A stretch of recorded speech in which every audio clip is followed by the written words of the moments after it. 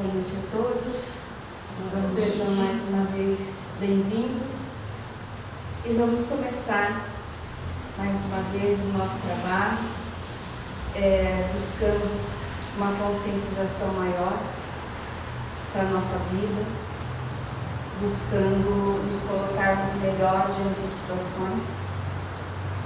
E para isso a gente escolheu os trabalhos de Hércules e hoje vamos dar início ao segundo trabalho. Lembrando sempre aquilo que nos norteia, que a gente, para caminhar, a gente precisa da ajuda de Deus, para que a energia suprema nos impulsione e nos leve adiante. Mas para que essa energia haja em nós, é necessário que a gente esteja disposto a mover os nossos pés fisicamente até. Então não peça a Deus para guiar seus passos se você não está disposto a mover seus pés.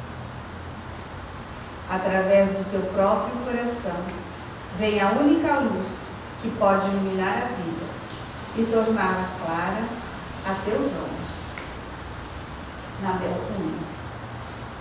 Essa é a verdade que a gente procura, termos dentro de nós o contato com a nossa alma, com o nosso ser interior, para que ela guie nossos passos, para que amplie nossa consciência e cada vez mais nos tornemos mestres de nós mesmos, para que possamos ter uma vida em comunidade, em fraternidade, com todos os seres, com todos os reinos, com todas as pessoas.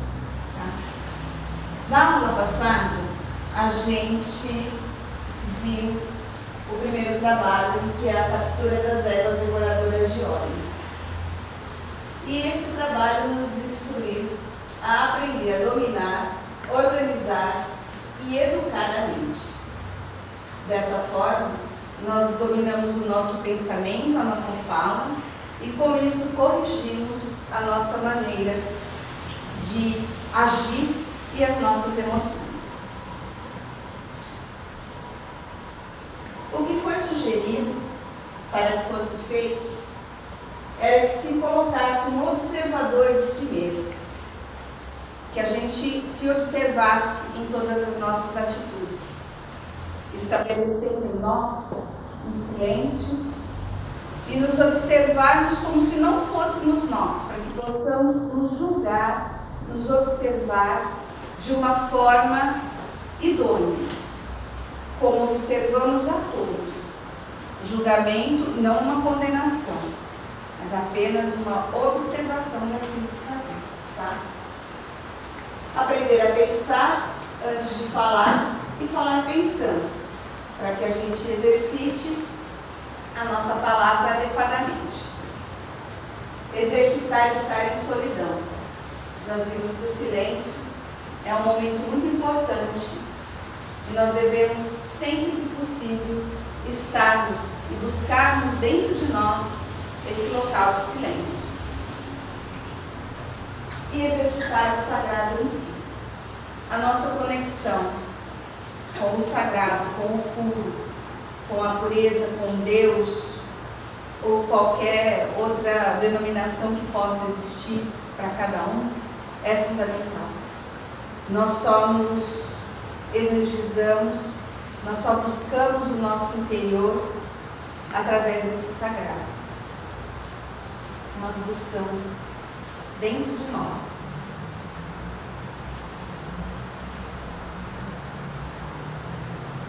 Esse silêncio que foi pedido para que a gente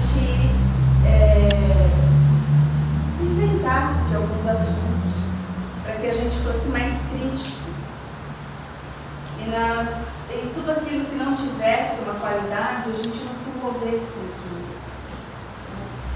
É um trabalho extremamente difícil, apesar de ser muito simples.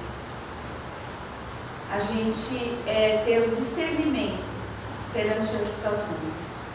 Mas nós estamos tão habituados a nos comportarmos de forma diferente, de forma como a maioria das pessoas se comportam, que fica difícil a gente se fechar para esse tipo de interferência.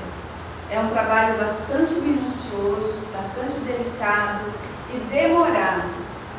A gente não pode esquecer que os trabalhos de Hércules, apesar de nós vamos vê-los mês a mês, mas eles são tratados de encarnações em encarnações. Tanto é que, a princípio, vocês definiram através daquela tabela, da astrologia, quais seriam os trabalhos mais prioritários para cada um nesta encarnação. Então, são coisas que a gente demora muito para reprogramar dentro de nós. E isso a gente precisa ter muita paciência. Não se cobrar, não se julgar, não se sentir incapaz.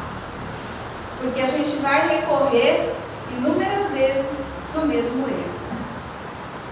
Então, para que a gente possa silenciar esse mundo externo, né, essa balbúrdia que a gente vê em volta da gente, no trabalho, nesses assuntos mais comuns que a gente vê todo dia, o que passou na televisão, o que aconteceu na novela, aquelas maiores tristezas que acontecem no mundo. É imprescindível que a gente consiga controlar essa palavra. A gente precisa silenciar a palavra. O que nós dissemos a respeito desses assuntos. Ser o mais simples e o mais sutil possível. Esse é o primeiro passo.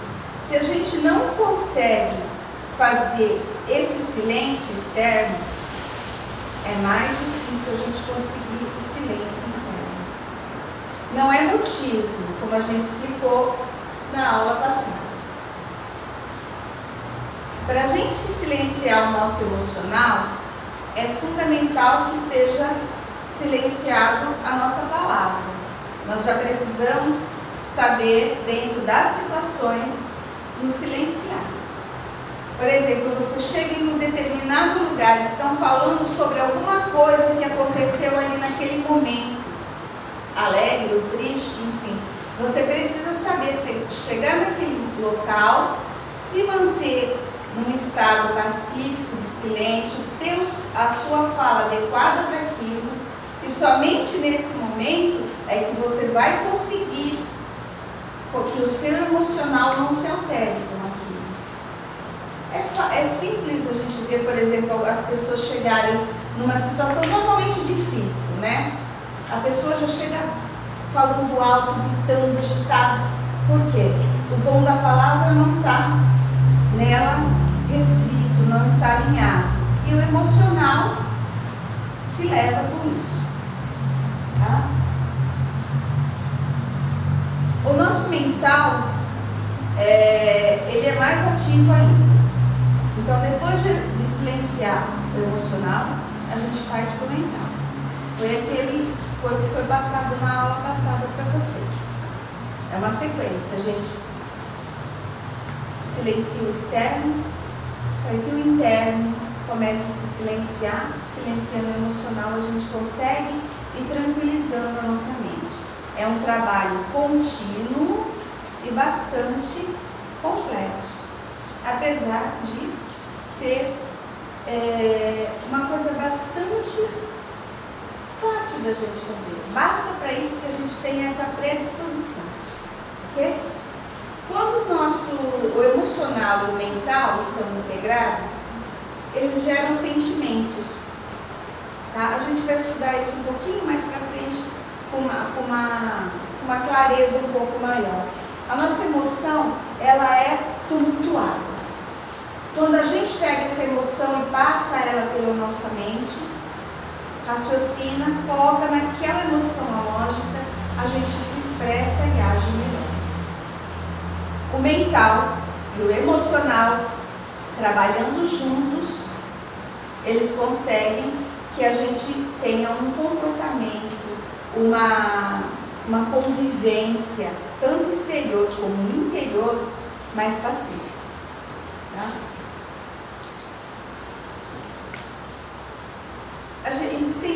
maneiras, né, da gente silenciar o emocional, o mental. Emocional é simples. A gente canta, a gente olha, a gente ouve uma música, a gente distrai o nosso emocional dessa forma, a gente acalma. A nossa mente, ela é mais exigente, então ela precisa de coisas que você ocupe com leituras interessantes, com alguns desafios, porque a nossa mente é lógica, então ela precisa. Não existe aquilo de você meditar, ficar quietinho e você paralisar a sua mente. A sua mente não para, nem na meditação, quando você está integrado, exceto, eu acredito que em algum nível isso possa existir. Mas nós estamos tratando aqui, como eu falei para vocês no início, bem próximo de nós aqui, daquilo que é possível a gente fazer. Então a gente arranja maneiras de conduzir a mente para que ela esteja tranquila. Porque senão é aquela história que nós falamos, né? Ela pula. Ela está pensando no que vai comprar no supermercado, na roupa que você vai vestir para sair, vai pulando de um assunto no outro, pulando de um assunto no outro, sem que você registre nada. Na solidão interna e no vazio de si, ouve-se a voz do grande mestre. Por quê? Da mesma forma que nós vamos silenciando os nossos sentidos externos, que nós vamos silenciando a nossa parte externa, esses mesmos sentidos existem no nosso interior. E à medida que nós silenciamos, eles vão se adestrando também, e internamente você vai sentindo uma paz, um repouso, um estado diferenciado. Porque às vezes as pessoas dizem assim, eu respiro e às vezes eu tenho uma coisa que é uma paz interna. É isso, os nossos sentidos externos se acalmando, a nossa própria energia, a energia da nossa alma se infiltra melhor nesses corpos mental, emocional e o físico e traz dela aquilo que nós precisamos. As formas, né, de silenciar o corpo emocional, o canto, a prece, a evocação de uma fala de oração, e é de fundamental importância para o desenvolvimento espiritual do homem, o exercício regular da inspiração e a expiração consciente. Lembra que eu falei para vocês? Quando a gente inspira e expira, entre um e outro, naquele vácuo que existe de vazio interno, é onde a nossa alma, o nosso mental superior consegue colocar dentro de nós intuições, percepções, sensações, e a gente precisa estar consciente disso. Normalmente, quando você está numa atividade normal, você não consegue perceber isso. Então, várias vezes por dia, pare, respire, faça 5, 6 inspirações e expirações tranquilas. Você tem um espaço especial para isso, seria ótimo. Mas se não tem, na fila do banco, respira, fica prestando atenção na sua respiração. Cada um vai achar uma maneira de se conduzir, tá?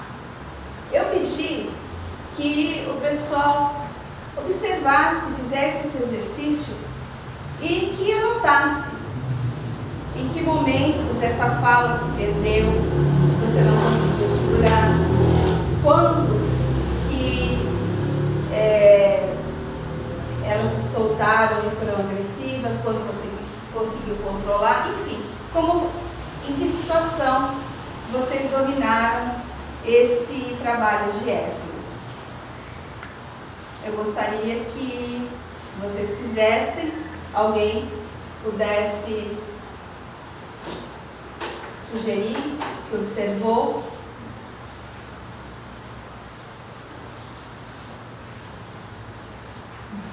Silêncio, né?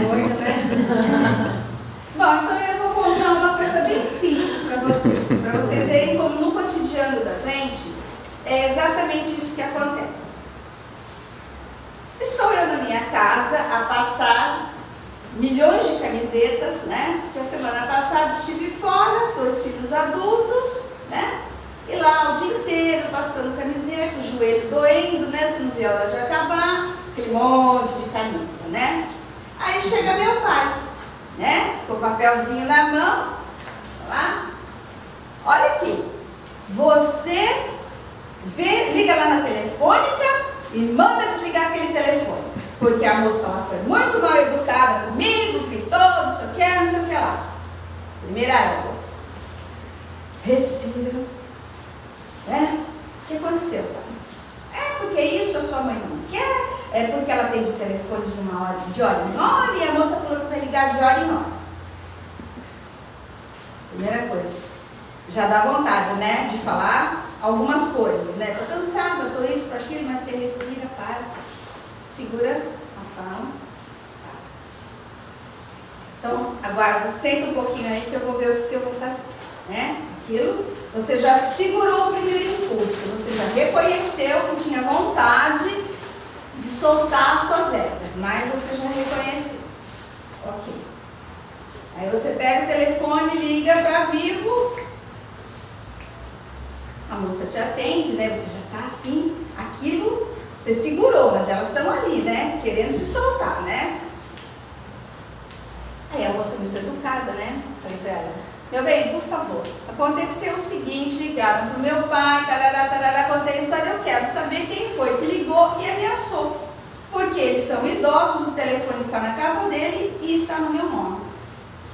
Aí a moça fala para mim assim, infelizmente, eu não posso localizar quem foi a pessoa que ligou. Eu falei para ela, aí elas já se soltaram, né? No impacto já, né? Falei, mas eu quero saber porque eu quero fazer uma denúncia na ouvidoria. Porque um atendente não pode ter um comportamento desse. Não fui grossa, mas elas já deram uma escapadinha, né? E aí eu tentando segurar, né? A moça muito educada, eu falei, eu não posso fazer com ela, né? O mesmo que a outra fez, né? E você vai respirando e vai segurando. E vai tentando administrar aquilo dentro de você de uma forma que você não é reprimir. Eu não estava reprimindo o meu impulso. Eu estava falando para ela tudo aquilo que cabia falar naquele momento. Até de uma maneira meio drástica, mas sem ser grossa com ela. Ela me atendeu, muito bem, registrou, passou, bloqueou o telefone deles, para Vivo não ligar mais. Aí eu relaxei, né? Fiz o que eu queria, só não podia reclamar, né? Fazer reclamação. Mas eu me contentei com isso, as ervinhas ficaram quietinhas lá, ficaram dominadinhas. No final das contas, tudo bem, muito obrigada, eu agradeci. Aí entrei naquela fase como chama, da avaliação, né? Avaliei a moça muito bem, né? Porque realmente, apesar da minha impaciência, ela me atendeu muito bem. Então vocês veem como numa coisa simples, num movimento simples, a gente encontra um trabalho para fazer. Ok? Essa vez eu fiz a vivência. E da próxima, vamos ver se alguém tem coragem. É como eu disse, a gente põe aquela tabelinha na geladeira e olha. Aí, quando você olha, você registra aquilo para o dia. Então, tudo que vai acontecendo no dia, você vai relacionando. Aí você tem um caso para contar. Porque você percebe, você está se observando. Então você fala, tá vendo? Eu poderia ter ficado quieto. Ou eu poderia ter falado diferente. Esse é o trabalho. É a observação constante de si. Esse é o quadro do segundo trabalho. Ele é feito na energia de touro. Chama-se a captura do touro de Creta ou o touro da Ilha Sagrada. O tipo de energia dele é quando a gente equipara o ser com o desejo. O primeiro era a equiparação do ser com a mente. A tarefa, dominar e conduzir o desejo instintivo para metas mais elevadas. O desenvolvimento, aprender a sentir. E a chave do trabalho, controlar as emoções. Na energia de Touro, ele rege a garganta, o pescoço, as orelhas, as cordas vocais, tireoide, língua, boca, amígdalas e os dentes inferiores. A frase dele é eu tenho. E a palavra estabilidade. Dentro das características positivas, paciente, conservador, doméstico, sensual, escrupuloso, estável, digno de confiança, prático, artístico e leal. Características menos positivas, autoindulgente, propenso a discutir, teimoso, lento, irascível, guloso e materialista. A energia de Áries nos lembrava do impulso primário. Lembra que eu falei para vocês? É o começo de tudo. Quando a gente chega na energia de Touro, ele é a obtenção, é a busca da harmonia, a busca de um porto seguro. Eu quero estabilidade. Eu criei em Áries, eu quero estabilidade, segurança em Touro. A casa de Touro é a casa dos valores, dos talentos e recursos pessoais de ganhos ou perdas materiais. Quando a gente fala em valores, não são só valores financeiros, são todos os valores morais, intelectuais, valores de vida mesmo. Tudo aquilo que é relacionado a valores está nessa casa. Ela também é associada a posses, mas o principal dela são os valores morais. Tá? Tudo aquilo que se relaciona à segurança pessoal é o que trata a casa de Touro. As palavras-chave dessa casa são sobrevivência material, valores, segurança pessoal, talentos e autoestima. É uma pessoa bem centrada nela, certo? É uma energia que não é muito dispersa. Normalmente eu não faço o estudo do regente, mas nesse caso em especial eu fiz só para fazer um link lá na frente com vocês. Quem rege Touro é o planeta Vênus, e é o planeta da harmonia, é o planeta dos prazeres, é o planeta da beleza, da ilusão ótica, tá? Aquilo que a gente precisa achar dela. Tanto é que quando você olha no céu, Vênus é o mais brilhante, é a mais brilhante estrela o planeta que a gente consegue ver, tá? É uma energia muito poderosa e Vênus representa o impulso para a realização do prazer, nossas escolhas e nossos valores. É a necessidade de estabelecer relacionamentos, de desenvolver a cooperação e de conviver com a beleza e a harmonia. Aí lembra da tabelinha do João Luiz? Se a gente ver, ele não tem nenhum signo em Touro, ele não tem nenhuma casa 2, então vamos dizer assim, o João Luiz está livre desse trabalho. Não é bem assim. Lembra que eu disse? Essa tabela vai trazer para vocês quais são os seus pontos primordiais. Mas nós vivemos todos os trabalhos, porque de certa forma, como foi passado de encarnação em encarnação, nós temos a nossa memória, na nossa alma, guardado lá no nosso banquinho de dados, em que encarnação nós já conhecemos esse trabalho, ok? Apenas ele não será o mais intenso nesse momento. Para viver esse segundo trabalho, nós vamos trabalhar o corpo emocional, tá? Que é aquele o terceiro corpo.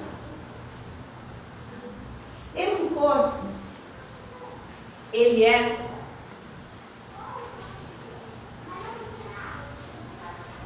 o elemento dele é o elemento água.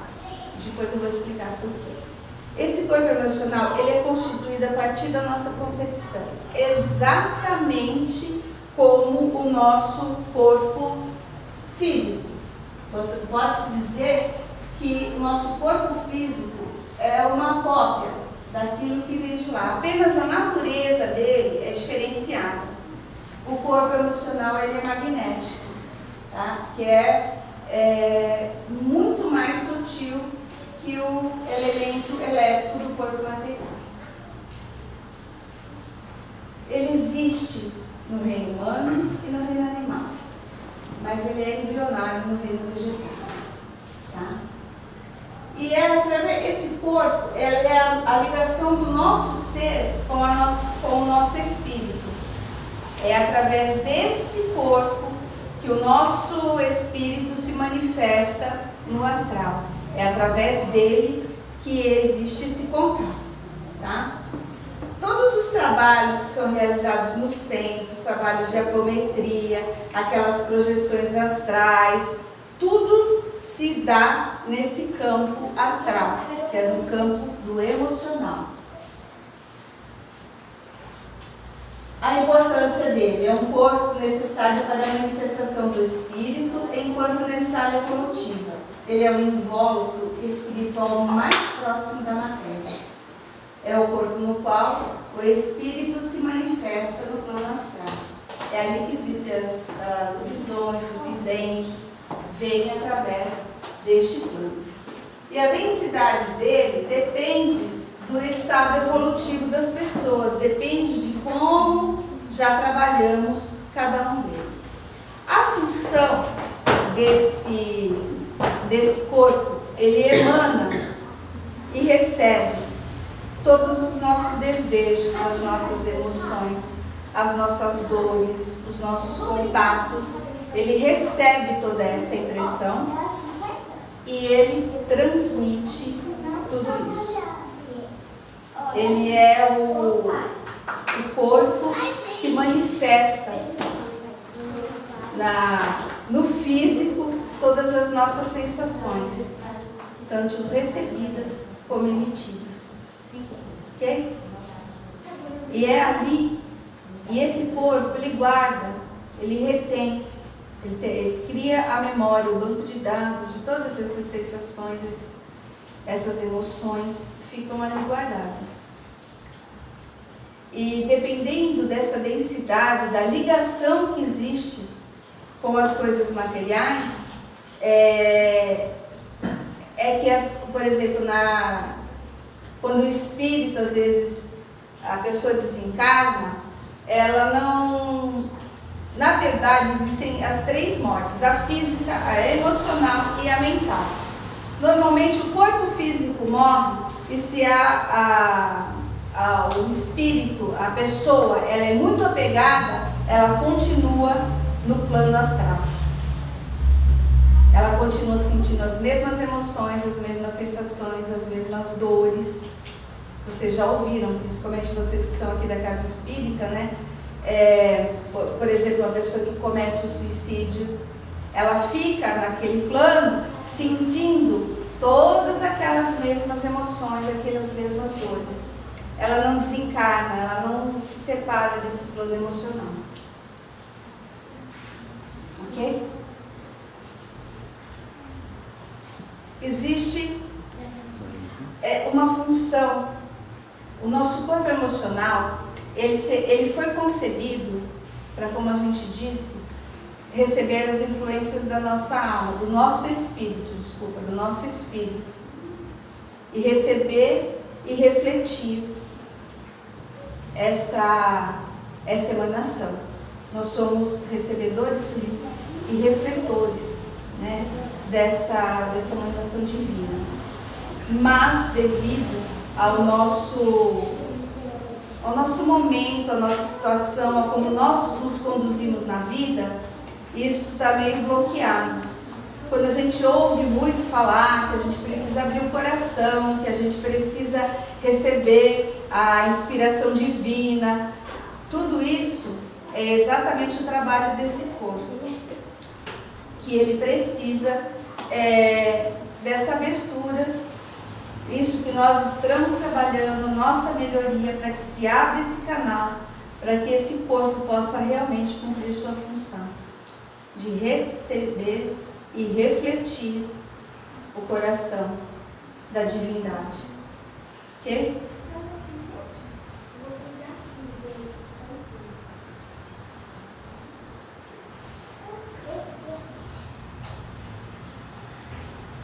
Quando a gente falou eu falei que o corpo emocional, o elemento dele é a água, porque ele é composto de uma substância exatamente parecida, que pode ser comparada com a água. Ele adquire como a água a cor que está sendo refletida nela, a forma, obrigada, a forma, a fluidez, a leveza da água. Então, esse corpo, ele é extremamente sutil e a gente precisaria tratá-lo com bem mais consideração e não sobrecarregá-lo com as nossas emoções tão bruscas e tão fortes. E a gente vai aprender um pouquinho mais sobre isso. Gravando. Como nós estávamos dizendo, esse corpo emocional, ele recebe todas as impressões, ele se molda de acordo com a água. De acordo com a água, não. Como a água. Há, todavia, uma razão oculta para essas características particulares da substância astral que encobre o verdadeiro objetivo do corpo emotivo. Ele deveria ser o refletor do aspecto amor do eu e o transmissor deste para os outros. Foi aquilo que eu havia falado. Ele deveria funcionar como a nossa ligação direta com o nosso espírito e trazer para nós todas as leis e os objetivos desse plano, dessa vibração mais elevada nossa. A gente tem como trabalho, isso que a gente está fazendo aqui, tentando libertar o nosso corpo emocional de influências mentais e o corpo mental das influências emocionais. A gente tem que aprender a purificar e saber em nós o que vem da nossa mente e o que vem do nosso emocional. Quando eles estão agregados, eles trabalham em conjunto, eles tornam uma pessoa pacífica. A pessoa está integrada e está em paz, né? E isso faz com que a pessoa se comporte de uma forma correta com o mundo e com ela mesma. O corpo emocional, ele se conecta ao plexo solar. É o nosso terceiro chakra, localiza-se nessa região.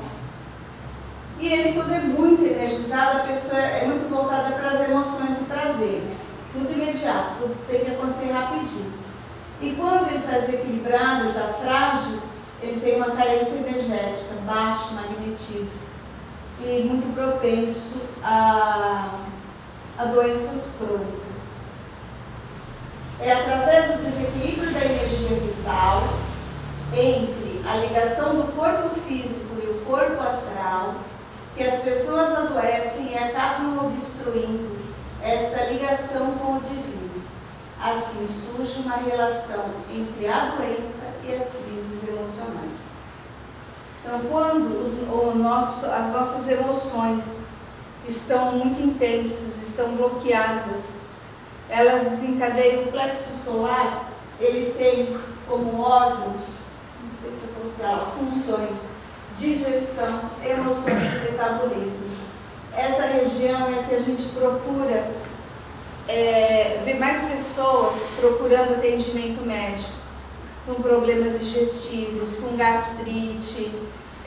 São todas essas emoções represadas que ficam ali dentro. Úlceras, né? Úlcera, acabando com a vida energética dos nossos órgãos. Tá? Emoção e sentimento. A mente subconsciente é a sede das nossas emoções, instintos e irracionalidade, e sentimentos, espiritualidade e entendimento. A emoção, isso é bem simples de entender. Nós estamos num meio social. Acontece qualquer coisa, imediatamente o nosso cérebro registra. Por exemplo, você está andando, vem alguém e te fecha no trânsito. Em segundos, o seu cérebro percebe aquilo e joga para o emocional. Se você reage àquela emoção que você sentiu, normalmente a gente sente um frio no estômago, ou dá dor de barriga, ou solta o intestino, dá alguma coisa, você sente aqui. Se você reage, você vai falar uma coisa bonita para o cara, né? Se você consegue estabelecer você recebeu aquele impacto, você toma calinca, respira, joga para o mental raciocina, ele coloca a lógica naquilo, ou existiu um animal, ou alguém fechou, enfim, você observa aquela situação com maior amplidão, ou mesmo que a pessoa esteja errada, mas você já não vai ter uma reação, que é aquilo instintivo. Você, quando pensa, você tem uma ação. É diferente. Então, tudo aquilo que está parado aqui nas nossas emoções, a gente tem tendência a reagir. É o impacto da coisa. A gente não pode receber aquele impacto e reagir. A gente joga aquilo, pensa, raciocina e age. Isso torna a nossa ação acertada, sem impulsividade, sem estar nela uma descarga muito grande de adrenalina, que foi aquilo que a gente recebeu quando aconteceu a emoção. Ok?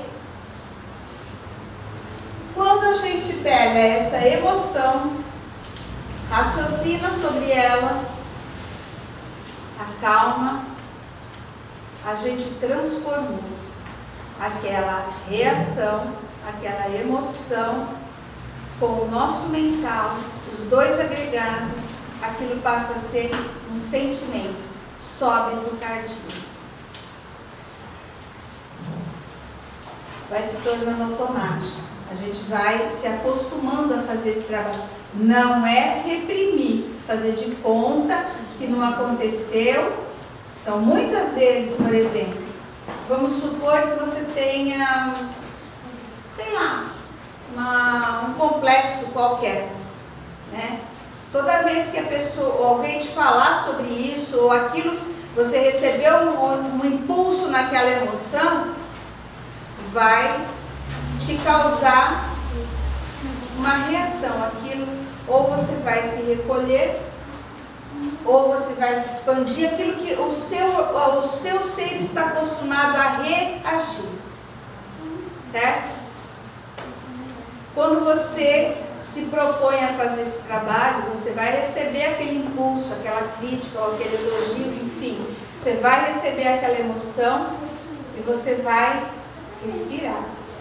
Você vai passar pelo seu mental, mas você não vai resolver aquilo nem na primeira, nem na segunda, nem na terceira vez. Você vai trabalhando todo esse processo até que aquilo vire um sentimento. Sei lá, vamos supor que eu tenho o complexo de ser baixinha. Então, toda vez que alguém falar que eu sou baixinha, eu já não vou mais me ofender, nem me sentir diminuída, nem nada disso. Aquilo já passou a ser um sentimento. Bom, eu sou baixinha mesmo. Eu me aceito. É essa emoção que a gente está falando, né? Isso, cada um sabe aquilo que tem armazenado dentro de si e que precisa ser trabalhado.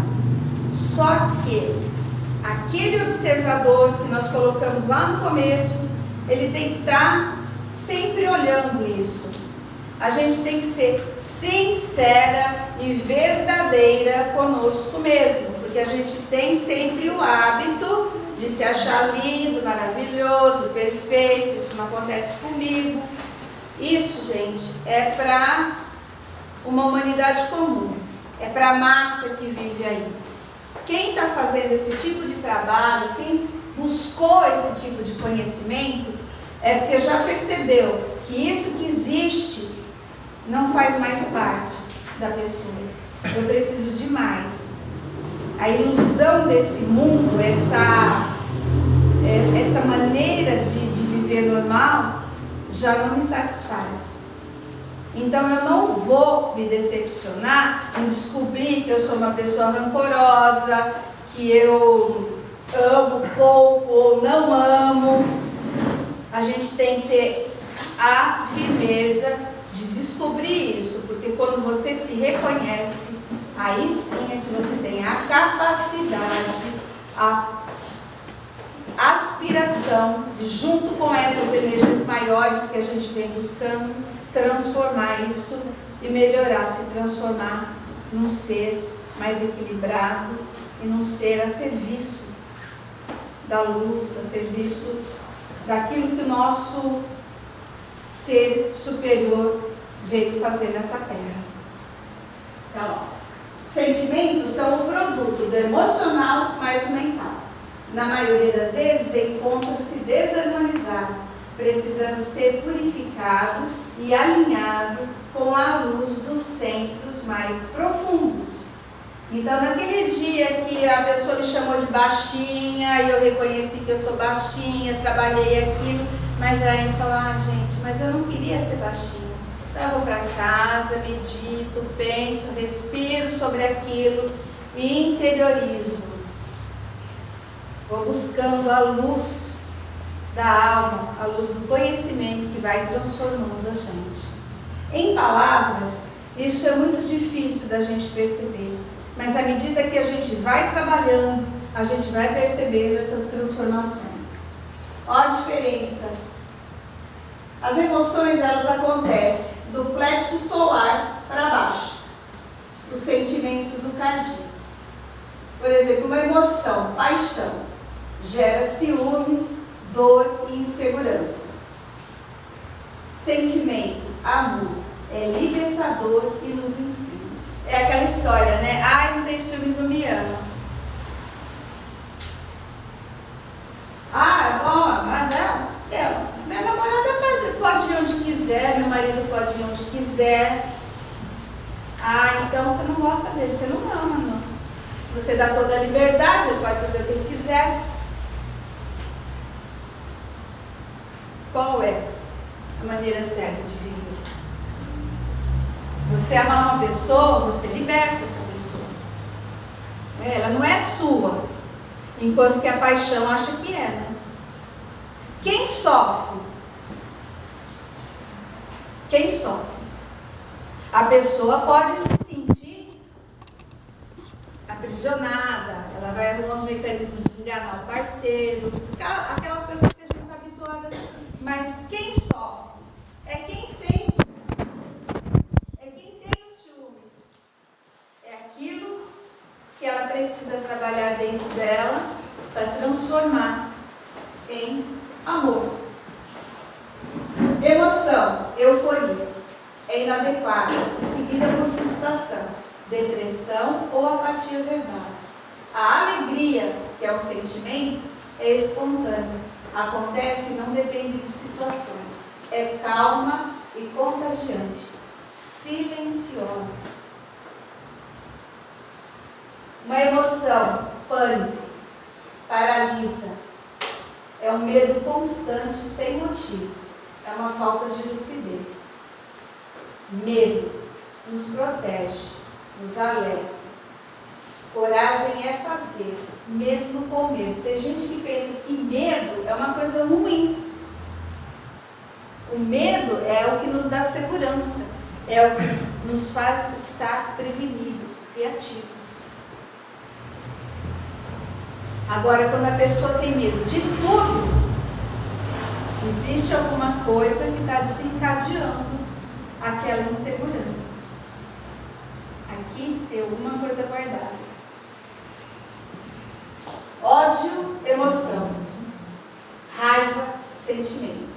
Todo mundo fica com raiva, né? Acontece N coisas. Não adianta falar que nem a telefonista lá, né?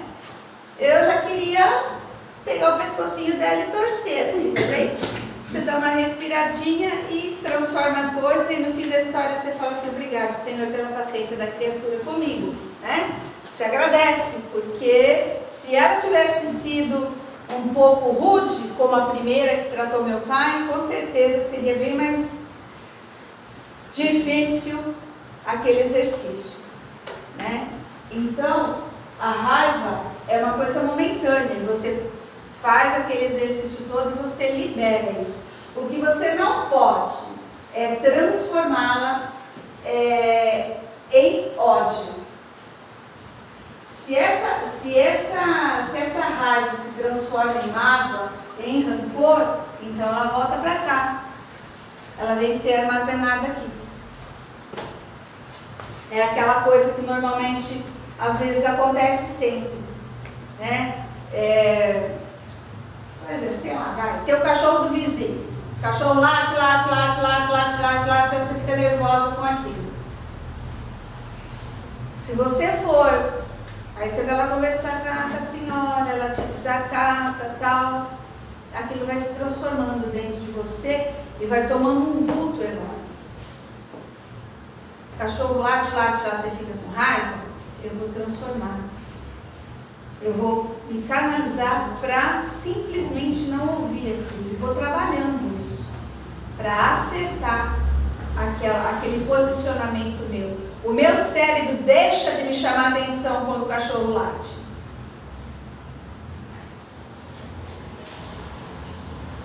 É uma questão de condução. O que eu quero fazer comigo? Como eu quero viver? Eu vou continuar me atropelando ou eu vou me trabalhar?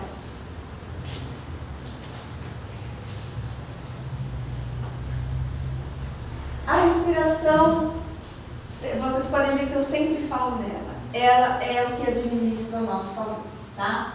A respiração consciente é uma forma poderosa para entrarmos em contato rápido com os nossos sentimentos e emoções. E observamos com clareza, sendo possível deste modo administrá-los. É o que eu falei para vocês, a gente não explode, tá? Amor e perdão devem estar presentes nesta arte de transformação. É possível tratar a ansiedade, que é o medo, e até a depressão e desesperança deste jeito, através da respiração. O que eu falei é a respiração consciente. Por isso que eu falei, para várias vezes por dia. Respira. E toma consciência disso. Dá aquele espaço entre a expiração e a inspiração. Para você ir se harmonizando. Lembre-se, a emoção leva à guerra. Hitler. O sentimento leva à paz. Gandhi. O amor é transformador. É ele que transforma a vida. exemplo da sanfona. Quando a gente recebe, foi o que eu expliquei para vocês, agora colocando em tópicos, tá? Você recebe uma emoção. O que está acontecendo comigo? Configurar essa mensagem sensorial, padrão. Eu estou sentindo alguma coisa. Eu estou com raiva, estou com depressão, estou com tristeza, Eu reconheço, isso eu não faço de conta que não existe. Eu reconheço isso em mim. Segundo, como essa emoção está se fazendo em mim? Percebe onde ela está? O que ela te dá? Se é uma coisa reincidente, você transpira, molha as mãos, te dá erupção de boca. O que acontece com você? Aquilo causa alguma coisa no seu corpo físico, aquele impacto. O que é que causa? Você tem que reconhecer isso e intensificar. Por exemplo, arregalar os olhos, inflamar o pescoço, braços, eu não sei. Cada pessoa sente de uma forma. Então você intensifica, não tenha medo. Ai, meu coração disparou. Sente, deixa ele disparar. Deixa, e percebe aquilo firmemente que está acontecendo, sem negar. Como eu interrompo esse processo? Como eu desorganizo isso? Sanfonar. Estou com meu coração aqui, ó, quase saindo para a boca aqui, né? Lembra, sabe a sanfona? Vocês sabem o que é uma sanfona, né? Sabe aqueles Isso, aqueles fones, exatamente isso daí que eu queria lembrar. Abre, fecha, e faz aquele som maravilhoso, né? Aqueles monte de coisinhas aqui para tocar. Uma arte que acho que tem pouca gente que faz agora, né? Mas é a melhor, respirar. Abre, folhe, tudo que dá. E fecha. Abre, centrado ali, onde está aquele seu desvio, no que está acontecendo em você. É o coração? Pois eu vou respirar, até que o meu coração volte ao batimento normal dele. Tá? O que acontece quando eu interrompo esse processo? Eu estou lá. Meu fole está abrindo e fechando, né? Eu vou perceber que numa dessas aberturas e fecha, eu vou encontrar ali no meu coração um espaço onde eu vou me sentir bem. Eu vou encontrar uma paz ali. Opa, cheguei numa clareira depois de rolar montanha abaixo. Então, é ali que eu vou estabelecer o meu contato. É ali que eu vou registrar aquela sensação daquele lugar que eu senti. Ali eu me senti bem. Ali eu relaxei. Ali eu voltei ao normal. Então você registra essa sensação do seu coração ou do lugar que for, tá? Onde você se sentiu bem. Você já tem uma referência. Você descobriu um ponto.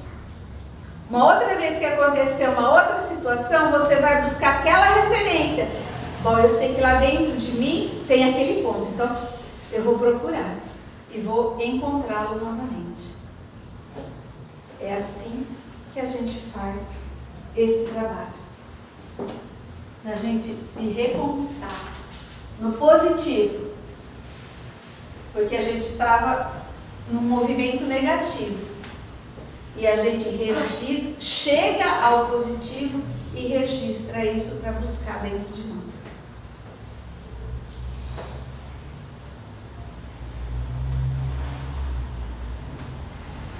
Como hoje eu aprendi?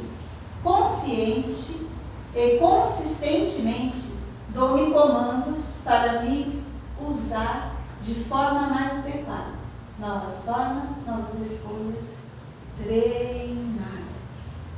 A partir do momento que você reconheceu, achou aquele lugar, então eu vou me programar de uma maneira diferente para quando eu receber aquele impulso de novo. É assim que a gente cria uma nova forma de agir, de se sentir. Deu para entender, gente? Ficou claro? Alguém quer fazer algum comentário? Só sobre o medo. Medo. Tem pessoas que falam, eu estou com medo, eu não vou fazer. Não é não fazer, tem que fazer com cautela, é isso. Exatamente. A coragem, ela não é ausência do medo. A coragem é você investir na situação de uma forma cautelada. Geralmente, a pessoa que não tem medo é imprudente, né? Não existe imprudência. Pessoa sem medo não existe. Exatamente. Eu acho que é sadio, né? É sadio você ter medo. O medo faz parte do bem-estar da gente. Não confundindo medo com covardia, né? Mas assim, o medo é uma seguridade da gente, porque ele te leva a pensar, ele te leva a programar determinadas coisas. E agir com cautela, né? Exatamente. Eu posso falar uma coisa que eu observei há muito tempo sobre essa questão? Eu acho o medo e a raiva são emoções assim, fantásticas. E são tão vistas com tanto preconceito pelo ser humano e a sensualidade. Tanto preconceito. Tipo assim, eu não posso ter isso. Eu não posso ser sensual, não posso sentir medo, não posso sentir raiva. Tanto que às vezes, quando a gente sente raiva, não tem uma raiva. Tem gente que ainda hoje, nosso cérebro ainda olha que a gente assim, assustado. Nossa, como que você sente isso? Ou então, como você tem coragem de falar isso? Eu já percebi. E é interessante você ter falado que essas questões emocionais estão no corpo emocional, que é o segundo corpo ligado à sensualidade de todo, que foi tão assim reprimido. Eu acho que desde a Idade Média isso está muito impregnado na nossa consciência. Isso foi muito reprimido. E nós, hoje, a gente ainda está colhendo esses frutos dessa repressão, com esse preconceito. Então a pessoa olha para aquilo com uma concepção prévia que aquilo é ruim, eu não posso ter, eu não posso sentir. Quando uma criança sente raiva, já bate na mão, não pode. Se ela sente medo, você tem que ser corajoso, senão, ó. Então, essas questões, é interessante a gente olhar o quanto a gente traz isso. Aquela pessoa que olha para você com um olhar de julgamento, a gente já tem que ter por ela um olhar apiedado, né? Porque você sabe que ela ainda não, é uma pessoa que ainda não constatou nela mesma o nível dela na cadeia evolutiva, né? Ela ainda está naquele momento que ela é boa, que ela é justa, né? Que ela ainda não teve consciência que existe nela coisas para tratar. Seria ótimo se nós não tivéssemos raiva, se a gente não tivesse medo.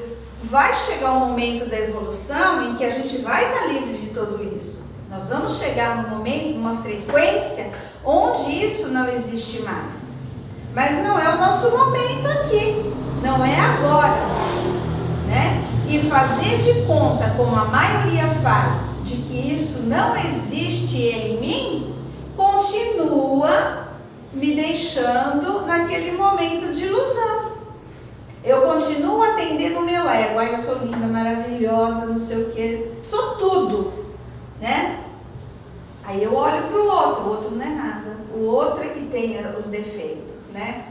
Então não admitem que a gente tenha isso. Então quando a pessoa admite que ela tem raiva, que ela tem problemas para amar, que ela tem ciúmes, que ela tem, ou seja lá o que for, quando ela se admite, ela já deu um passo além do que a maioria da humanidade deu.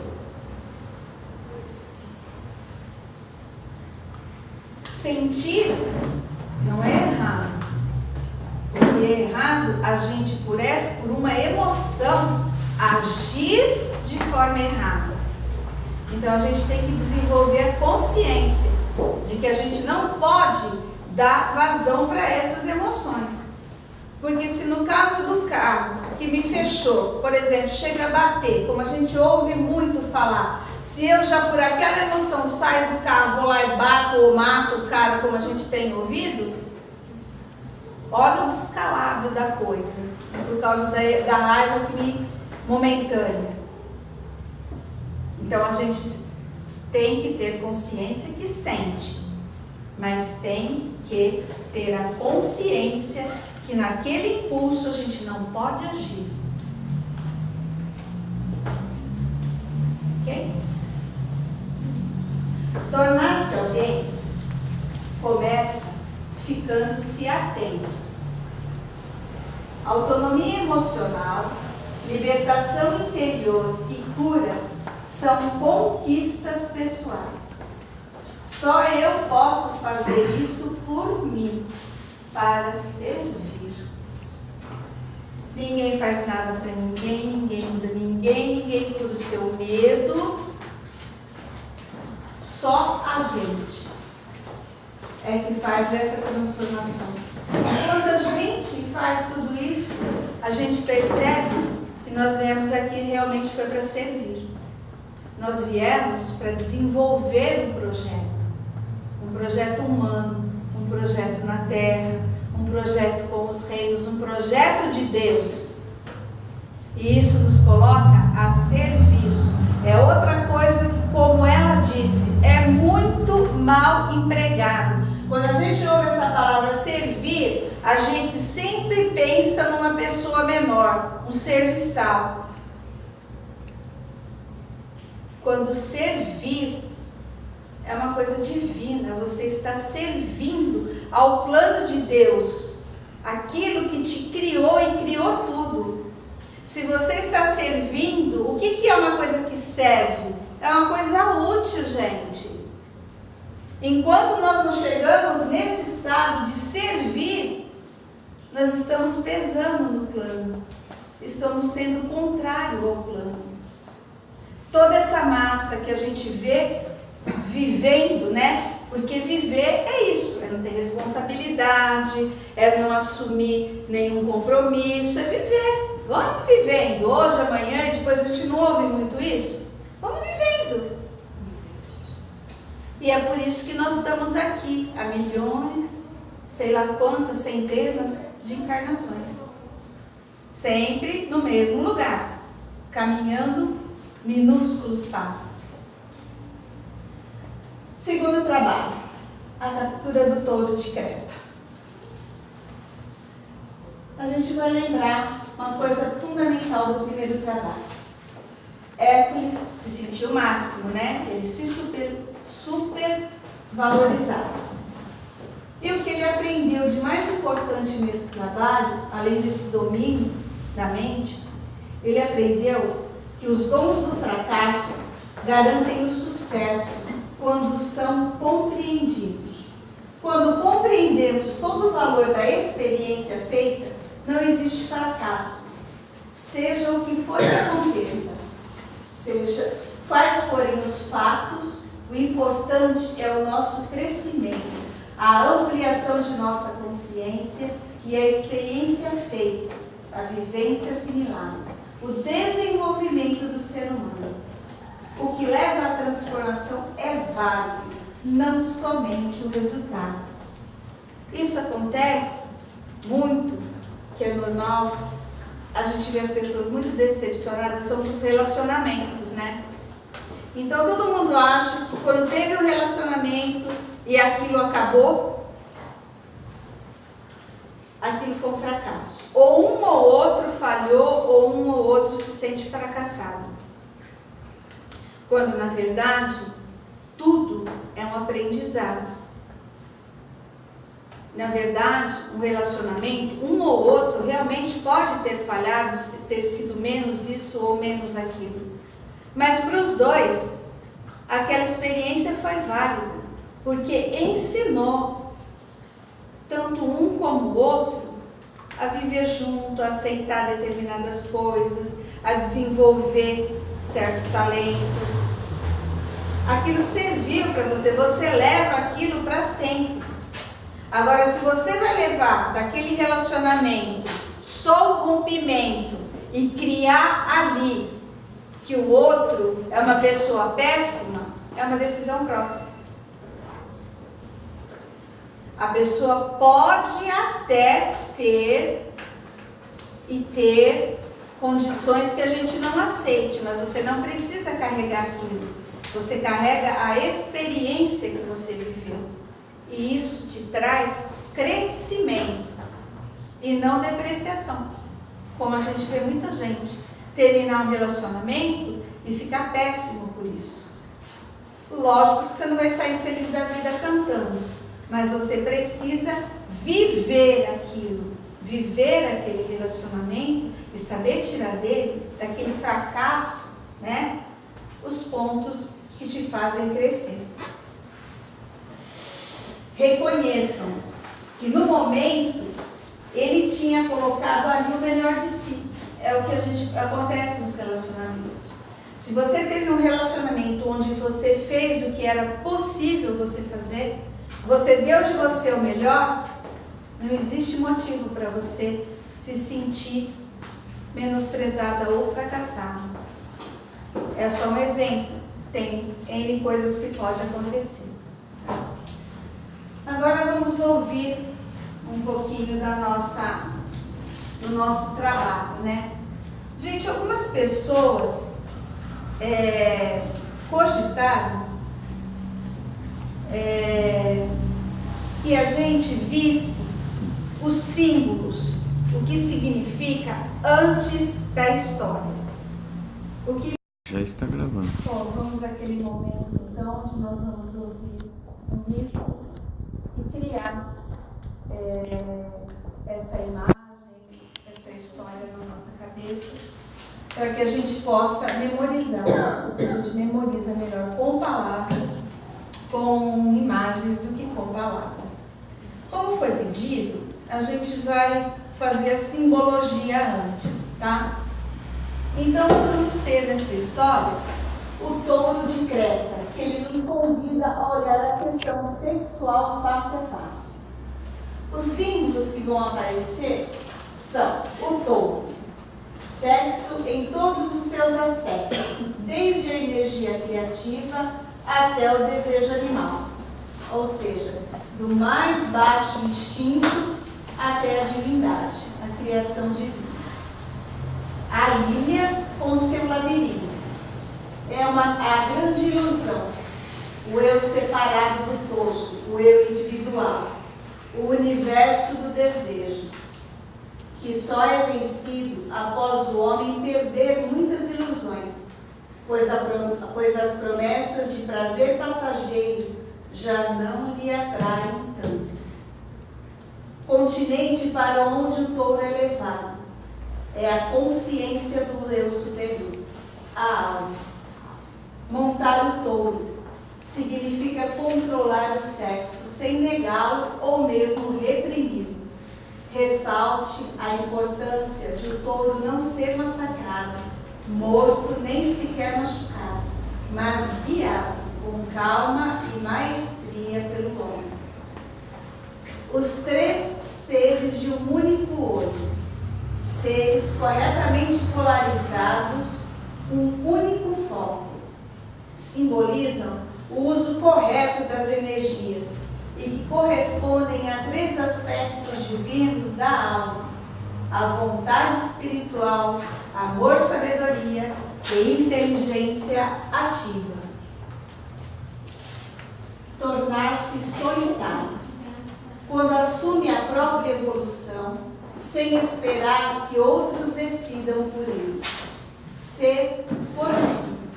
Antes disso, essa energia somente se alimenta e aumenta ainda mais os seus desejos. Somente após provas duras é que ele estará em condições de controlar a energia sexual, porque já superou as ilusões e o gozo material já não o atrai. O potencial criativo é redirecionado, se transforma em um tipo não sexual de energia, útil para todos os outros fins superiores, além da procriação. Esses níveis superiores, eles são divididos em instinto, sublimação e espiritualização supra-humana.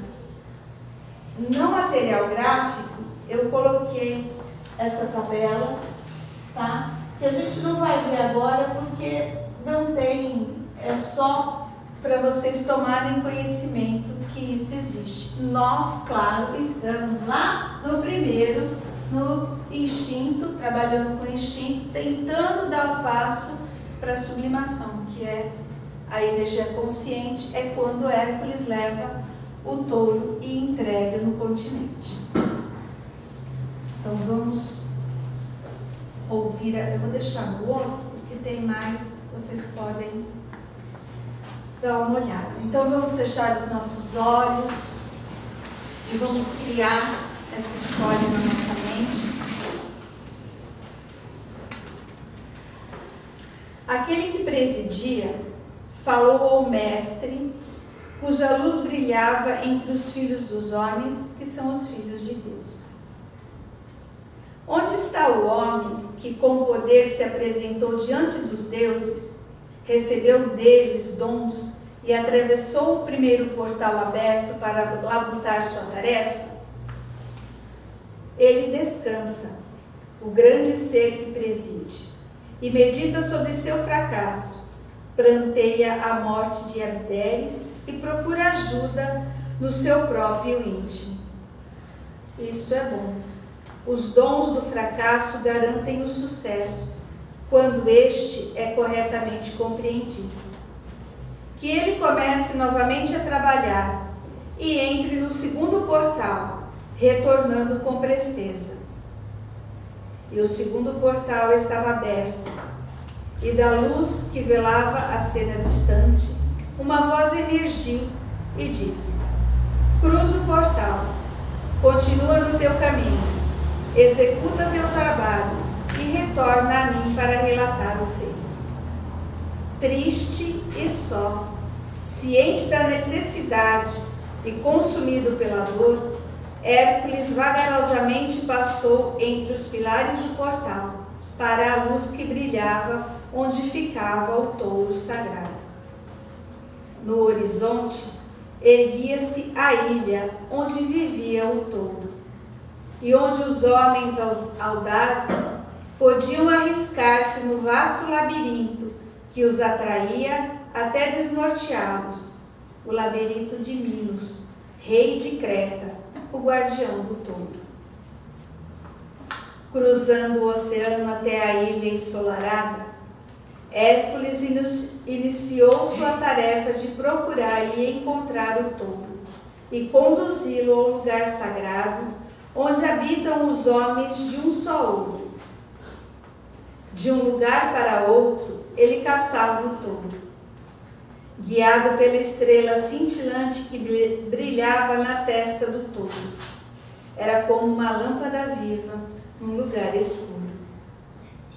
Esta luz, acompanhando os movimentos do touro, levava-o de um lado para outro. Sozinho, ele procurava. Sozinho, ele o perseguiu até seu covil. Sozinho, ele o capturou e nele montou.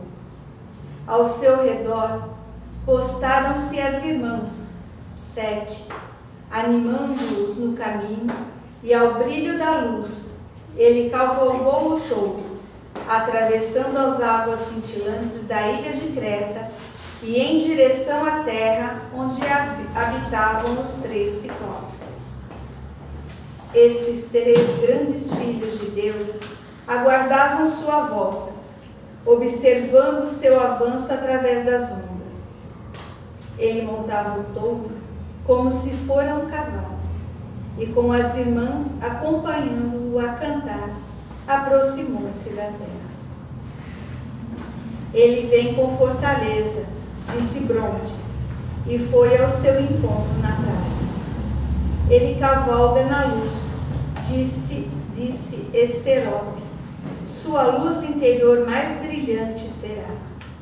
E então abanou a luz que subitamente se transformou em chama. Ele vem com velocidade, disse Hermes. Ele está atravessando as ondas. Hércules mais se aproximava, instigando o touro sagrado pelo caminho, jogando a luz na trilha que conduzia de Creta ao templo do Senhor, no interior da cidade dos homens de um olho só. Em terra firme, à beira da água, estavam os 3 homens. Agarraram o touro e o levaram para longe de Hércules. Que tens aqui? Perguntou Brontes, detendo Hércules no caminho. O touro sagrado, ó santidade. Quem és? Dize-nos teu nome, disse Esterá. Sou filho de Hera, um filho do homem, e contudo um filho de Deus. Executei minha tarefa. Agora, levai o touro para o lugar sagrado e salvai-o da morte que o espera. Minos, o rei de Creta, deseja sacrificá-lo. Quem te mandou sair à procura do touro e salvá-lo? Perguntou Hermes, encaminhando-se para o lugar sagrado. Do meu íntimo veio o impulso e procurei o mestre.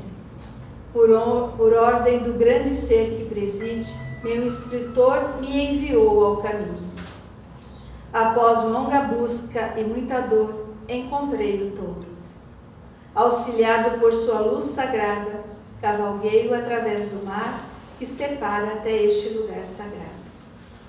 Parte em paz, meu filho, tua tarefa está cumprida.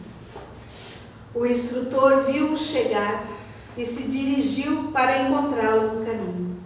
Vindo do outro lado das águas, chegavam as vozes das 7 irmãs, cantando ao redor do touro.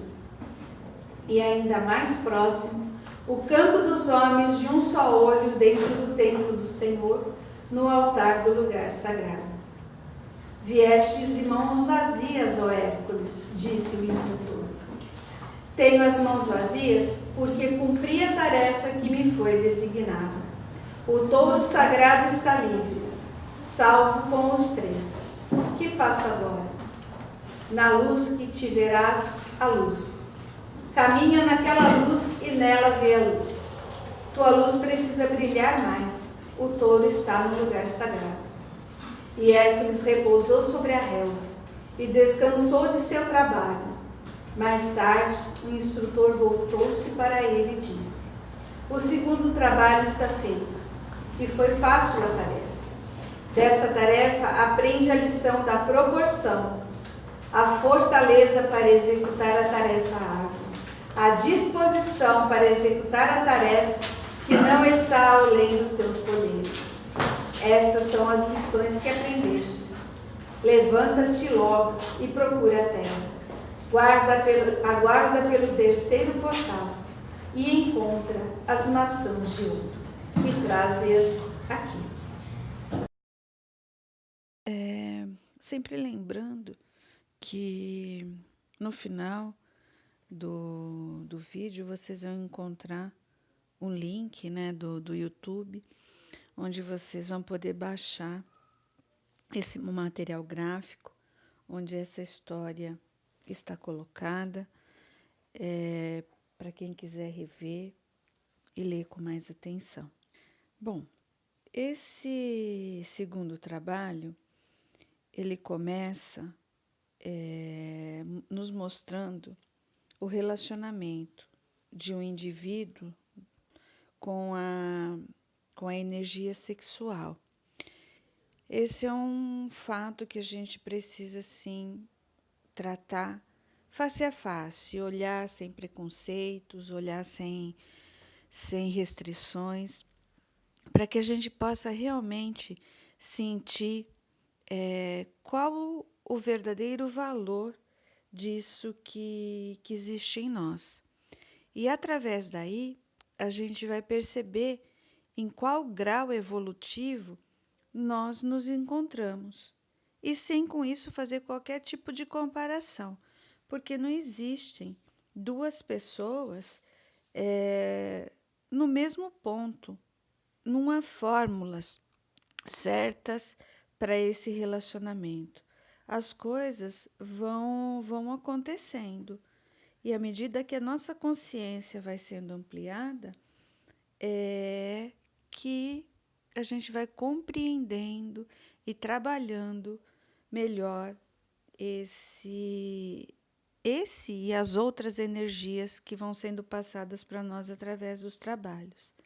Esse é um trabalho que eu considero assim muito delicado por causa da dinâmica, né, da vida atual, de como as pessoas, de uma forma, a massa humana, né, encara o sexo. Mas vamos lá. Enquanto no primeiro trabalho, a parte humana de Hércules é equiparada com a mente, e a sua tarefa era colocar a sua mente nas necessidades reais. Nesse segundo, a mente já é equiparada com o desejo e precisa ser trabalhado. Esse desejo, ele precisa ser transformado. O touro que aparece nesse trabalho, ele simboliza o sexo, e assim de uma forma bem ampla, desde a energia criativa até o desejo animal. Nesse segundo trabalho de Hércules, do touro de Creta, encontramos mais um ser, que é a presença do instrutor que a gente conhecia e do grande ser que preside a tudo. Pois é a partir do momento em que Hércules resolve colaborar com a sua própria evolução, a sua vida e as suas ações não são mais fatos isolados, mas fazem parte de um grande todo. À medida que nós nos esquecemos de nós mesmos, como nossos pequenos egos humanos, e nos entregamos ao trabalho do plano maior, vai se descortinando à nossa frente esse plano divino. Conforme a nossa compreensão, a nossa consciência vai crescendo, esse plano vai sendo descortinado aos nossos olhos. E quem é esse ser que preside? Existe uma hierarquia de seres?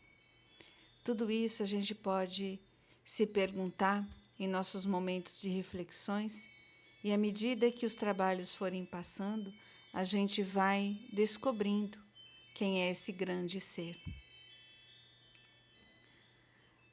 No primeiro trabalho, foi considerado que o trabalho foi mal feito, e Hércules se sentiu muito triste por isso.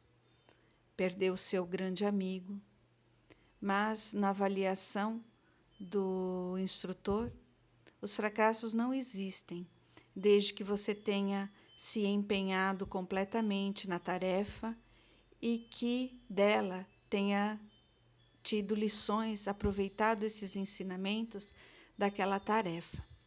O fracasso só existe no nosso nível emocional e mental, que são experiências que desagradam e parecem que são fracassos, que na verdade, se bem aproveitados, se transformam em experiências. Na visão desse observador maior, o fracasso não existe. O que importa é o fato, a experiência, a vivência, o aprendizado assimilado daquela pessoa. Hércules estava mais triste, mas ao mesmo tempo ele estava mais reflexivo e assimilou toda aquela experiência. E com isso ele estava mais apto para essa segunda prova. No primeiro trabalho, Hércules precisou reorganizar, trabalhar, dominar os seus pensamentos.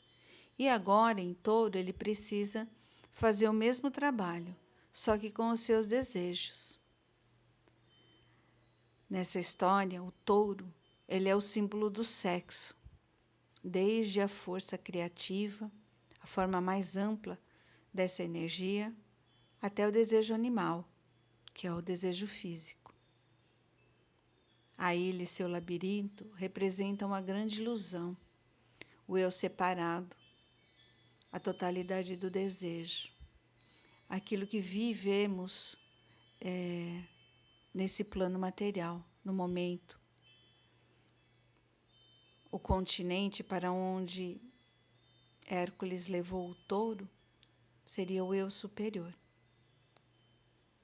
Nessa etapa, Hércules ainda é uma entidade separada, é um ego, ele ainda está dividido do continente, fora do continente, e vive no mundo das ilusões e das emoções, que é esse oceano que aparece na história. Montar o touro significa controlar o sexo, administrar essa energia, reconduzi-la de uma forma equilibrada. O touro, de forma nenhuma, ele é massacrado ou ele é morto, nem é machucado, mas ele é simplesmente guiado com calma por ele até o continente. Ele vem montando o touro, navegando pelo oceano, até que ele consegue chegar com esse touro no continente. Os 3 seres que ali habitam simbolizam o uso correto das energias. Hércules, como animal, ele é o próprio touro. E quando natureza superior, é esses seres que estão alinhados. Esses seres são os 3 aspectos da nossa alma: vontade, poder, amor, sabedoria e a inteligência. Quando a gente consegue montar o touro, acontece em nós a reeducação dessa energia, da energia sexual. Ela deixa de ser polarizada somente no feminino ou somente no masculino e adquire a capacidade de concentração no foco que escolhemos. Assim, a energia não será mais usada sexualmente. Significa que podemos controlar a energia de acordo com a nossa vontade. Isso, quando ela é entregue, e esse trabalho é feito pela alma. E a alma redireciona qual é o movimento que essa energia deverá fazer em nós. Uma vez que a gente esteja liberado da escravidão, de usar essa energia simplesmente fisicamente, a gente pode caminhar um pouco mais. Mas existem grandes obstáculos para que a gente consiga, aqui materialmente, fazer esse domínio. Porque o primeiro deles seria o pensamento constante no sexo. Nós temos muita coisa à nossa volta que nos leva a esse movimento, que causa o interesse, o despertar do desejo. A segunda é a preocupação em satisfazer esses desejos, sexuais ou não. E a terceira seria a incapacidade de resistir a essa atração. Se a gente começar a analisar tudo que nos envolve, a gente vê que esse apelo é muito grande, que isso é usado de uma forma ilusória para que as pessoas se percam realmente nessas ilusões, nesses desejos e deixem de procurar a verdadeira condução dessa energia para que ela possa criar benefícios muito maiores. A gente não tem aqui na Terra grandes informações daquilo que essa energia pode criar. Muitas vezes nós ouvimos dizer que o ser humano recanaliza essas energias para os esportes, para a dança, para as artes. Realmente isso acontece, só que isso não é uma condução, não é uma entrega dessa energia. Ela é apenas usada de uma forma diferenciada, canalizada aqui mesmo no plano físico. E isso volta a recorrer e novamente ela passa para o desejo sexual. O relacionamento de um indivíduo com a energia criativa sexual depende do grau evolutivo. E Paul Brunton divide isso em 4 etapas: o homem comum, o aspirante inicial, o aspirante avançado e o indivíduo realizado. O homem comum, ele não está particularmente interessado nesse tipo de estudo.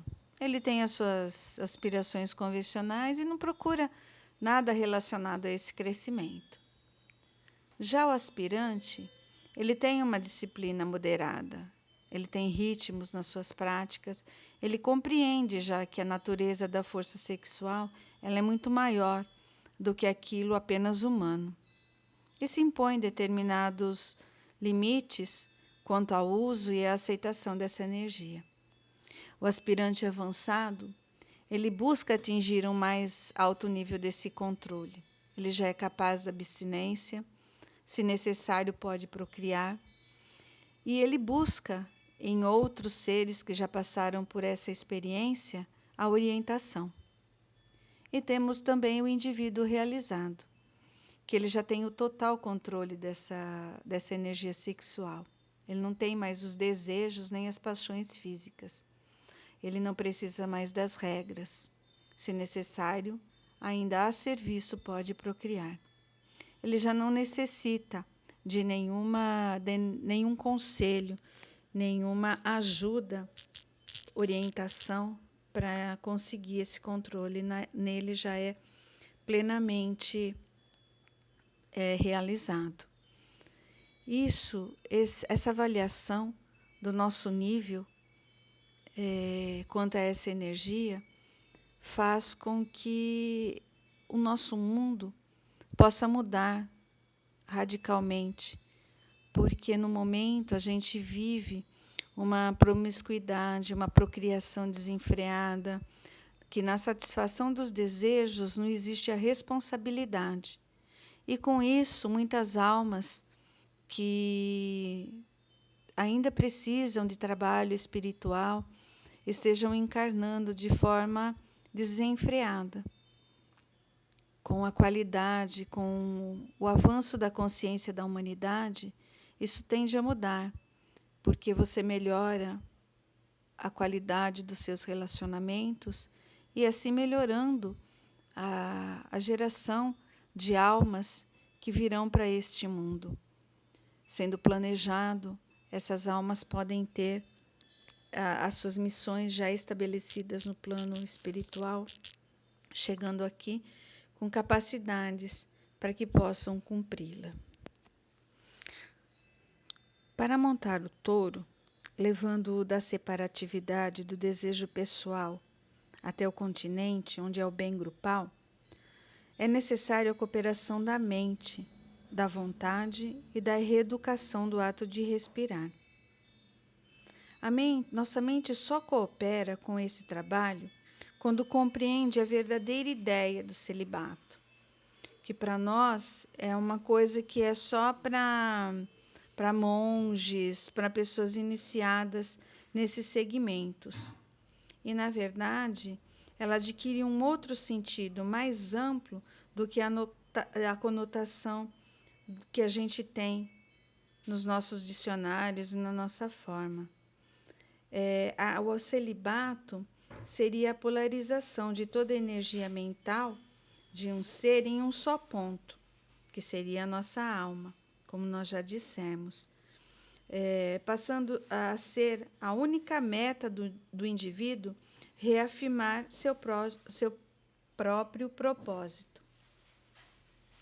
Quando a alma se volta completamente para esse propósito, a mente fica completamente centrada nesse propósito e temos aí a ação, o sentimento e o pensamento correto.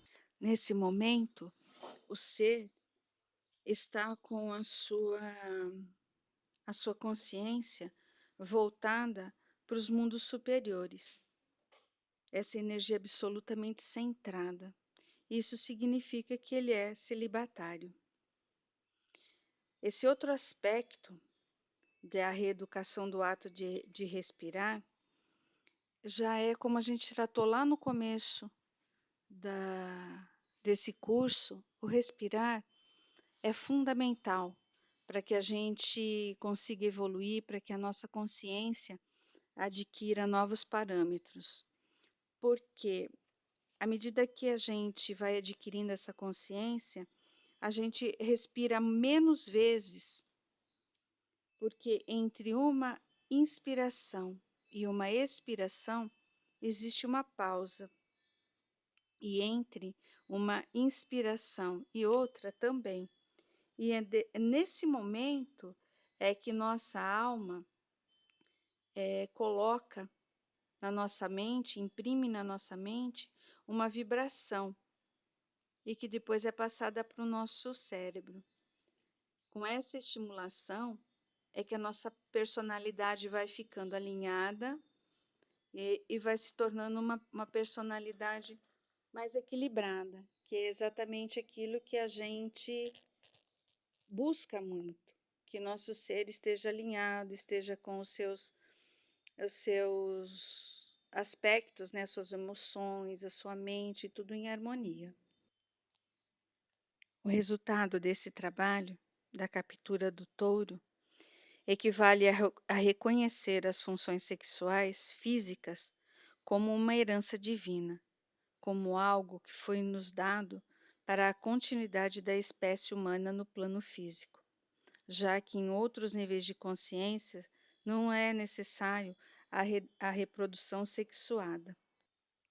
O controle do desejo sexual, o ato de levar o touro da ilha para o continente, de entregá-lo aos seres de um olho só, são, em um ser humano, tarefas de repercussão mais profunda do que a mente concreta pode conceber.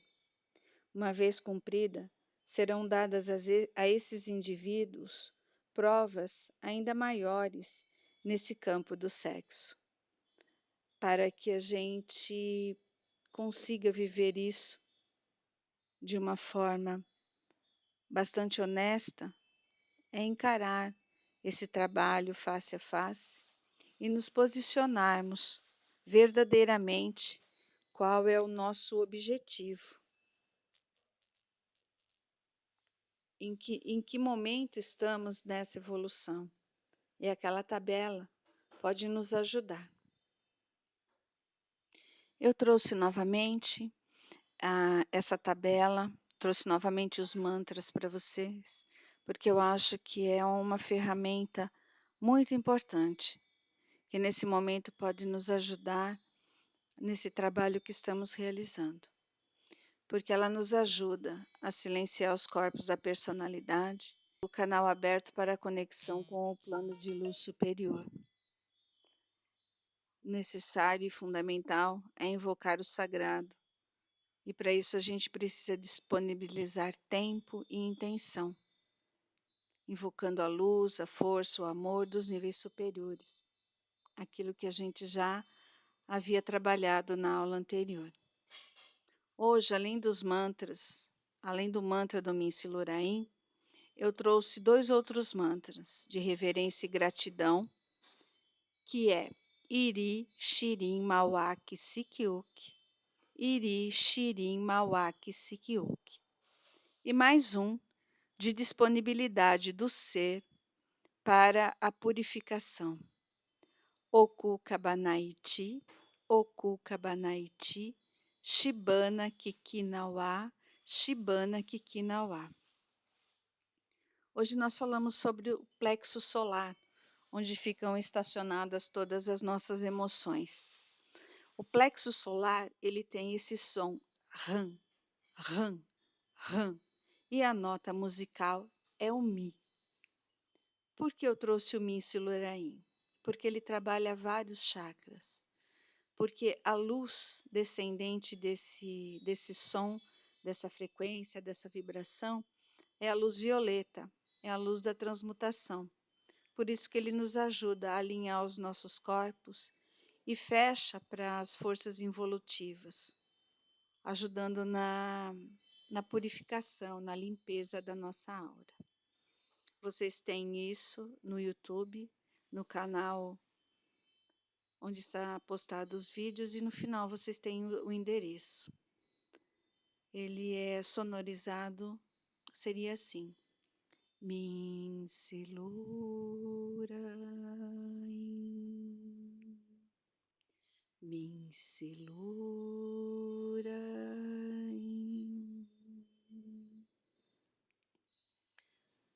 Como a gente viu, a vibração das notas, a vibração o som das vogais, ele é o que faz esse trabalho, tanto verbalizado como interiormente. A gente tem aqui o nosso treino diário, aquilo que a gente tem como sugestão para que a gente desenvolva. Temos invocar o sagrado, que nós já falamos, aprender a estar com você em solidão, conhecer o silêncio de dentro e fora, observar o que sente e a qualidade desses sentimentos e emoções, empenhar-se para manter o foco e a concentração. Esses 6, que seria o novo, né? Exercitar a sanfona sempre. E aí eu coloco para vocês o seguinte: o exercício da sanfona, ele tem que ser bem amplo.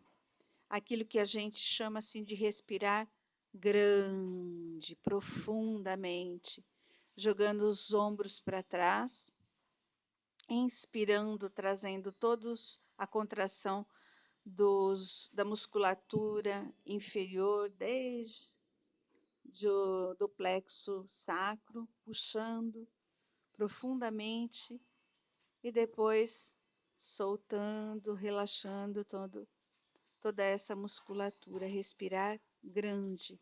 E esse é um exercício, mas quando a gente necessita, que a gente está trabalhando com as emoções, como foi explicado no início, um apelo maior, uma força maior para encontrar aquele local de paz e de harmonia que existe. E o 7º, que é mantralizar, física e mentalmente. Nesses momentos de silêncio, a gente tem algumas frases que nos ajudam a profundamente refletir e achar nelas um sentido que vá mudando o nosso pensamento.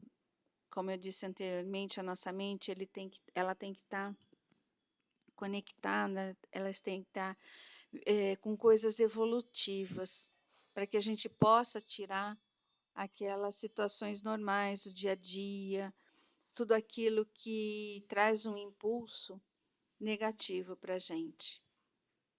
Tem uma frase aqui que eu gosto muito: a imagem da mente como um lago sereno, experimentando a brisa suave. É mais uma possibilidade, é mais que uma possibilidade, é uma necessidade do ser humano. Então, quando for possível parar e colocar essa imagem na nossa mente e sentir essa vibração dessa brisa suave, tudo isso é um exercício de silêncio que a gente vai desenvolvendo. A tarefa, aquele papelzinho que a gente coloca lá na geladeira para todos os dias lembrar, recordar a nossa consciência que a gente está trabalhando uma energia que é de beleza, é de harmonia, mas que ao mesmo tempo ela nos leva à ilusão dessa mesma beleza e dessa mesma harmonia, nos levando para a satisfação de desejos. Então, a tarefa, como foi a anterior, colocar-se como observador de si mesmo, observando a impulsividade, a incoerência, a agressividade das emoções físicas nas nossas ações e mentais, porque muitas vezes nós não expressamos, mas as farpas, as setas, as flechas saem dos nossos olhos.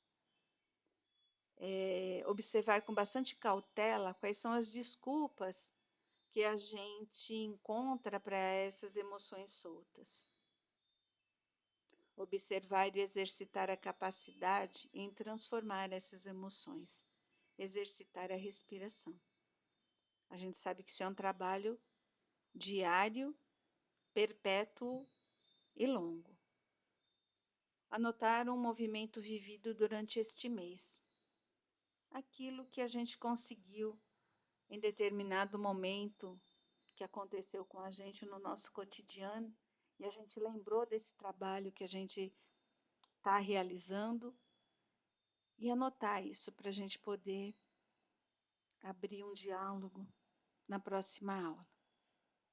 E como sugestão, dentro daqueles 4 níveis de evolução da energia sexual, a gente se colocar num ponto onde a gente acha que se encontra, o que a gente percebe e quais seriam os passos que teríamos que dar de acordo com aquilo que queremos alcançar.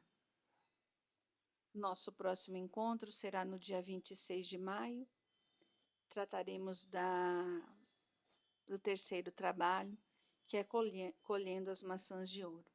Aqui vocês têm o link do YouTube e um contato. As nossas frases de referência. Não peça a Deus para guiar seus passos se você não está disposto a mover seus pés.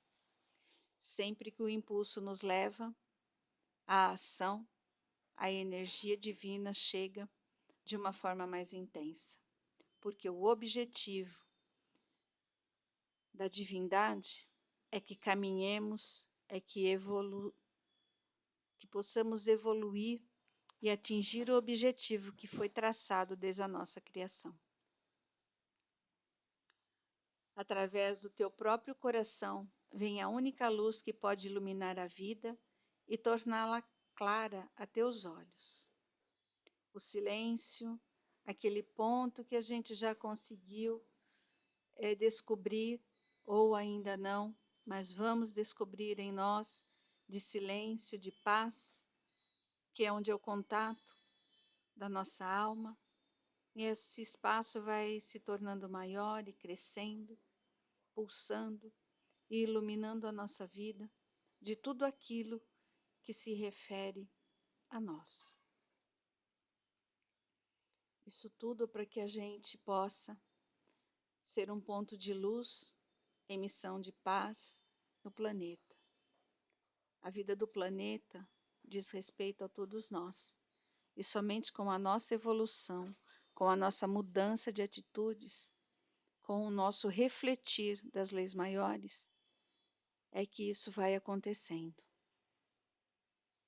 Trabalho para almas valentes.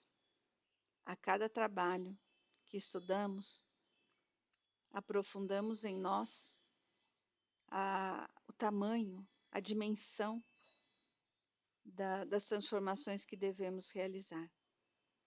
E somente as almas valentes se predispõem a fazê-lo, mesmo sabendo que a energia divina vai nos amparar em todos os momentos, em tudo aquilo que verdadeiramente quisermos atingir. Então vamos inspirar o ser humano a reconhecer e expressar a sua divindade na Terra. Vamos transformar o nosso planeta em um planeta sagrado, um planeta que viva intensamente as leis universais. Vamos agradecer infinitamente a Deus, a criação, ao Mestre Jesus, nosso amor e sabedoria nesse planeta, por tudo aquilo que recebemos, por tudo aquilo que somos capazes nesse momento de colocar em nossa consciência, pedindo sempre que essa consciência seja ampliada e colocada no nível mais alto que seja possível para nessa encarnação. Gratidão a todos, gratidão a tudo e até o próximo encontro.